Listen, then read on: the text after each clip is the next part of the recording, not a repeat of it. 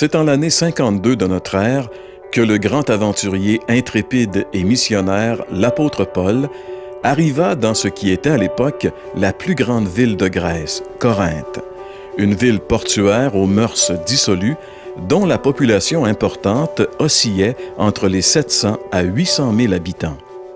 Prenant son courage à deux mains, il proclama la bonne nouvelle de l'Évangile dans cette ville et, à son grand étonnement, une de ses églises les plus prolifiques allait y naître. Quelques années plus tard, probablement en 57, il écrivait une lettre à cette église, et voici un extrait de ce qu'il lui disait. « Ainsi, celui qui est uni au Christ est une nouvelle créature. Ce qui est ancien a disparu, voici, ce qui est nouveau est déjà là. Tout cela est l'œuvre de Dieu qui nous a réconciliés avec lui par le Christ et qui nous a confié le ministère de la réconciliation. En effet, Dieu était en Christ, réconciliant les hommes avec lui-même sans tenir compte de leurs fautes, et il a fait de nous les dépositaires du message de la réconciliation. Nous faisons donc fonction d'ambassadeurs au nom du Christ, comme si Dieu adressait par nous cette invitation aux hommes. C'est au nom de Christ que nous vous en supplions. Soyez réconciliés avec Dieu. Celui qui était innocent de tout péché, Dieu l'a condamné comme un pécheur à notre place, pour que dans l'union avec le Christ, nous soyons justes aux yeux de Dieu.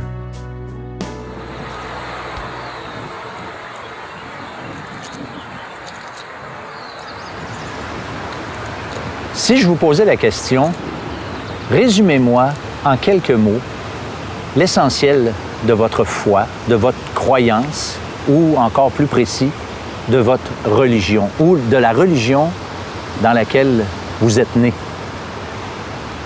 Un des amis à moi aime beaucoup parler aux gens et leur pose la question, par exemple, si comme 98% des Québécois, vous êtes catholique, eh bien lui, quand il s'adresse à quelqu'un de catholique, dit « Comment on fait pour devenir catholique? » Et là, généralement, les gens sont surpris, puis honnêtement, ils ne sont pas vraiment capables de répondre.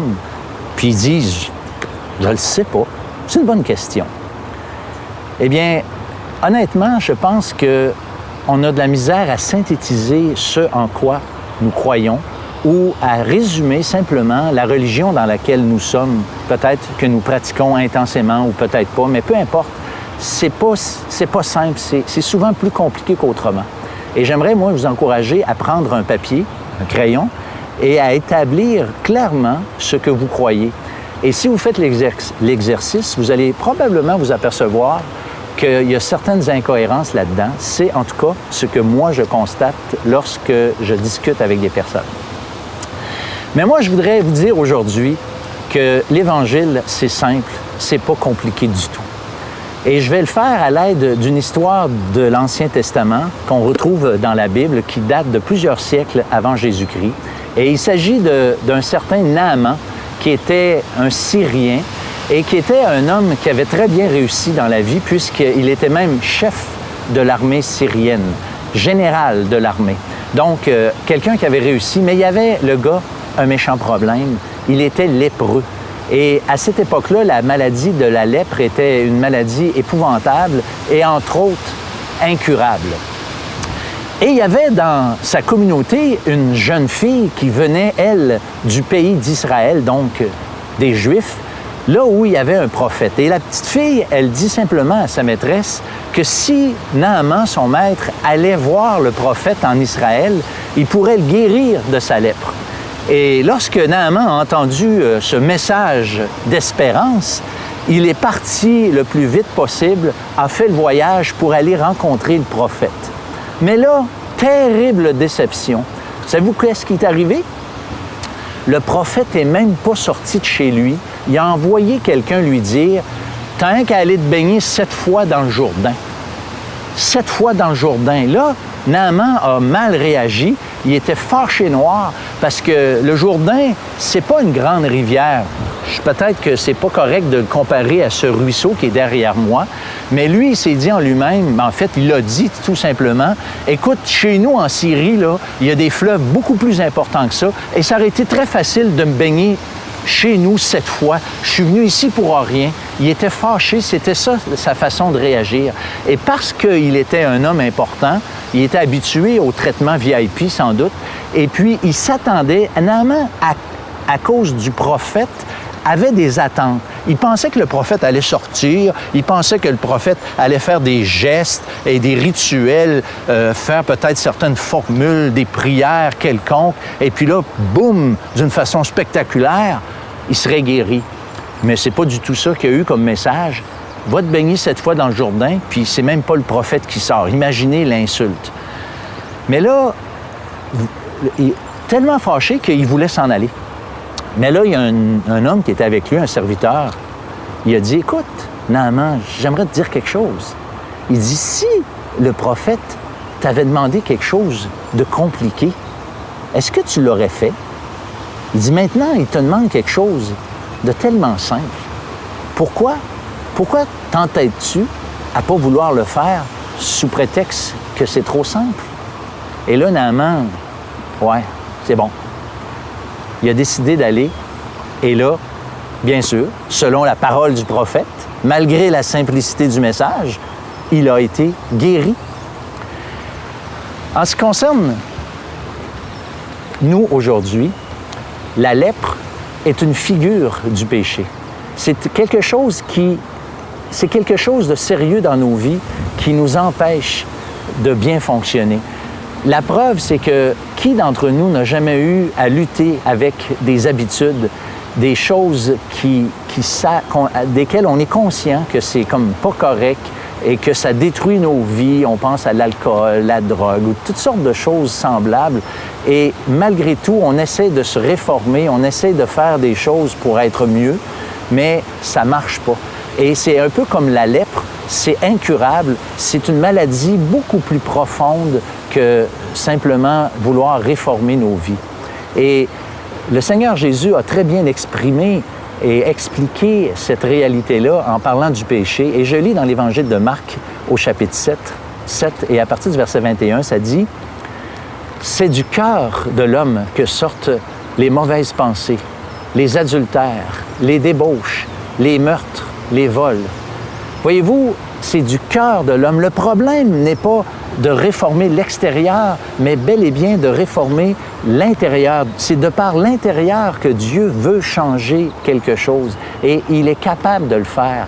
Et il y a un jour quelqu'un qui est venu à Jésus puis il a dit, c'est quoi le plus grand commandement? C'est quoi le résumé de la loi? C'est quoi le résumé des commandements de Dieu?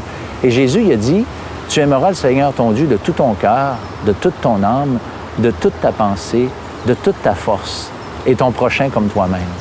Et de cette façon-là, Jésus a démontré clairement que ni vous ni moi sommes capables d'atteindre des standards de Dieu, parce que moi, là, je ne suis pas capable d'aimer Dieu de tout mon cœur. Je ne suis pas capable d'aimer Dieu de toute mon âme, de toute ma pensée. Si, dans certains moments où on est en adoration devant Dieu, on peut le faire peut-être pour quelques minutes, mais je ne peux pas dire que je le fais chaque jour de ma vie et encore moins que je le fais tout au long de la journée, que ça, c'est la caractéristique de ma vie. Et ce seul et unique commandement qui résume toute la loi nous condamne chacun d'entre nous et nous fait la démonstration qu'on n'est pas capable d'atteindre les standards de Dieu. Mais heureusement, Naaman, lui, a accepté volontiers cet état de choses et lorsqu'il a entendu un message d'espérance, il est parti immédiatement et est allé en Israël pour faire la rencontre du prophète. Et je vous pose la question aujourd'hui. En ce qui concerne le fait que nous sommes pécheurs, est-ce que vous êtes capable de l'admettre d'une façon vraie et sincère devant un Dieu 3 fois saint? Et je parle beaucoup plus ici que d'admettre qu'on est pécheur, comme tout le monde, d'admettre qu'on n'est pas parfait. Ça, c'est presque une excuse. C'est pas ce genre C'est pas ce genre d'aveu-là que Dieu a besoin.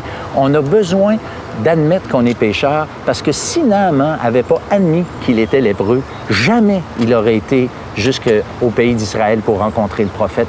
Donc, sa conscience de sa maladie a fait en sorte qu'il a posé un geste, et c'est ce que moi, je vous invite aujourd'hui à faire pour pouvoir être guéri, c'est-à-dire transformé par la puissance de l'Évangile.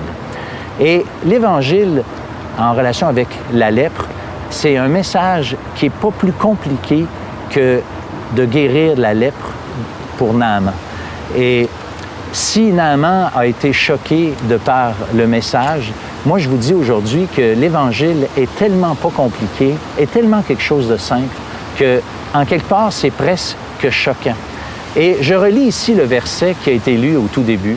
« Celui qui était innocent de tout péché, Dieu l'a condamné comme pécheur à notre place. » C'est un verset extrêmement difficile, mais en réalité, ce texte nous parle de la croix. Là où Jésus, 2000 ans passés, a subi rien de moins que le jugement de Dieu. Le texte dit bien comme pécheur. C'est comme si Jésus était devenu celui qui avait commis les péchés du monde entier et que le jugement de Dieu finalement tombait sur lui comme s'il était lui-même coupable de tous les péchés du monde. C'est quelque chose, c'est pas possible de saisir cette réalité, mais il faut néanmoins croire à cette réalité-là, accepter, comme Naaman a dû obéir pour être guéri et aller se baigner dans le Jourdain, nous vous invitons aussi à croire et à obéir à l'Évangile, parce que c'est un terme qui est exprimé à plusieurs fois dans le Nouveau Testament, qui veut dire simplement croire. Et je vous lis un verset qui le dit aussi clairement. En vérité, je vous le dis, celui qui écoute ma parole et qui croit à celui qui m'a envoyé a la vie éternelle et ne vient point en jugement, mais il est passé de la mort à la vie. On a donc besoin d'un geste qui va concrétiser, matérialiser notre foi, un peu comme Naaman a fait le geste d'aller se baigner, obéir à la parole du prophète pour être purifié.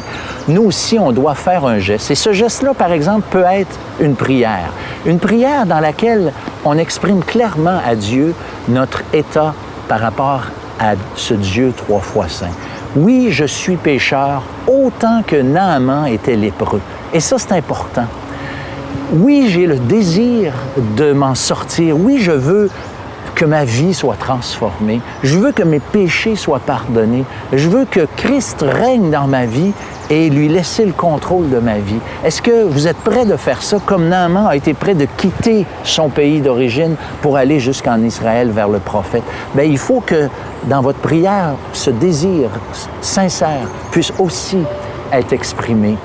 Et acceptez, croire de tous vos cœurs que Jésus est celui qui a vraiment subi la condamnation et que Dieu, en échange de votre foi, vous pardonne simplement, sans autre complication. Arrêtez et renoncez à tous ces gestes, à toutes ces démarches qui peuvent être faites pour changer, pour être pardonné, pour aller chercher la faveur de Dieu. C'est pas nécessaire. L'Évangile, c'est simple. L'Évangile, c'est pas quelque chose de compliqué. Vous n'avez simplement qu'à lui demander la raison. Tout est accompli, tout est fait. Pourquoi insister et vouloir en ajouter lorsque tout a été accompli?